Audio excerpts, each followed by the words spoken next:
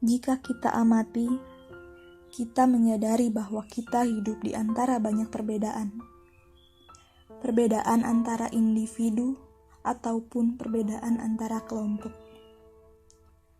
Orang yang ada di sekeliling kita bisa jadi berasal dari daerah yang berbeda, sehingga kita memiliki agama yang berbeda pula dari mereka, atau memiliki bahasa yang sebelumnya kita tidak pernah dengar, atau memiliki kebiasaan yang belum pernah kita ketahui.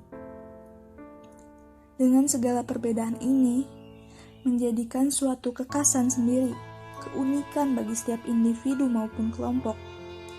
Dan kita patut bersyukur kita hidup di bumi tanah air Indonesia. Perbedaan-perbedaan yang ada dijadikan satu kesatuan, menjadi satu ikatan rasa kekeluargaan, sehingga kita memiliki rasa saling memiliki satu sama lain.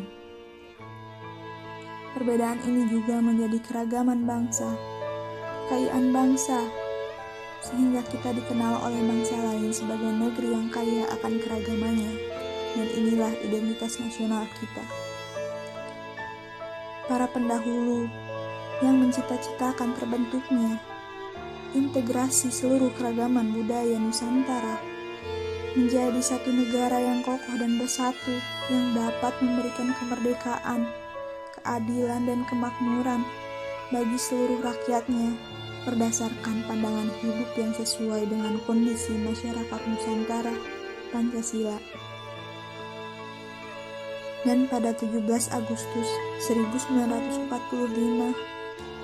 merupakan momentum integrasi nasional dengan memproklamirkan kemerdekaan bangsa Indonesia. Namun, setelah kemerdekaan, keutuhan nasional tidak selamanya berjalan dengan lancar.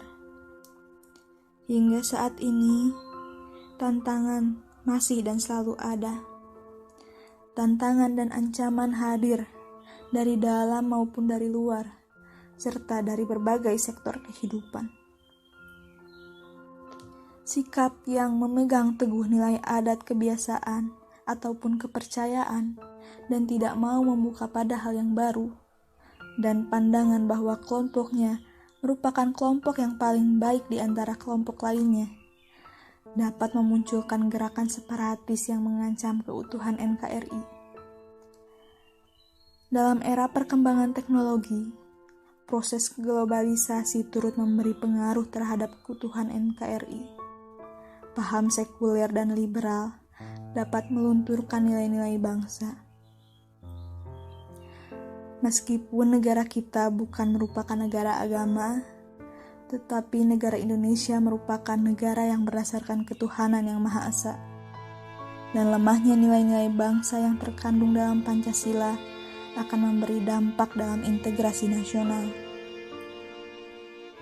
Maka, dengan adanya tantangan dan ancaman integrasi nasional, hendaknya kita selalu menjaga dan mempertahankan keutuhan bangsa Indonesia yang memiliki keragaman budaya untuk menghargai dan meneruskan perjuangan para pahlawan.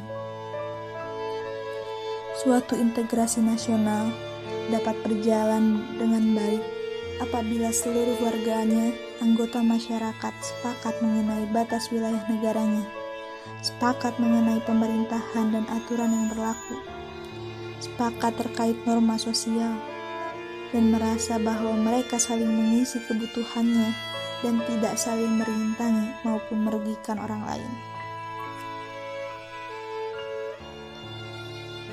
Sehingga yang harus kita lakukan untuk menjaga atau meningkatkan integrasi nasional, menurut Presiden Susilo Bambang Yudhoyono menjelaskan, kita perlu membangun lagi komitmen, kesadaran, dan kehendak untuk bersatu, menetap, menciptakan kondisi, dan membiasakan diri untuk membangun konsensus, membangun kelembagaan yang berakar nilai dan norma yang menyuburkan persatuan dan kesatuan bangsa, merumuskan kebijakan dan regulasi yang tepat konkret dan tegas dalam segala aspek kehidupan dan pembangunan bangsa yang mencerminkan keadilan bagi semua pihak, semua wilayah, dan memerlukan kepemimpinan yang arif dan efektif.